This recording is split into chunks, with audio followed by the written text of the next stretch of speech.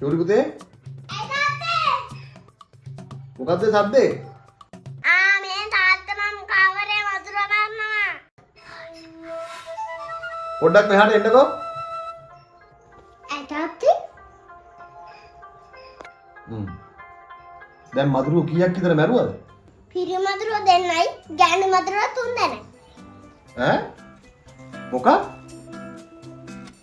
කොහොමද පුතේ ඔයා හරියටම ගෑනු මදුරුවෝයි පිරිමි මදුරුවෝයි කියලා හරියට අඳුරගත්තේ? අයියෝ තාත්තේ. තාත්තට ඒක ලොකු දෙයක් වුණාට මට ඒක සුළු දෙයක්. හරි. කොහොමද හොයාගත්තේ කියලා කියන්නකෝ මට. මෙහෙමයි තාත්තේ.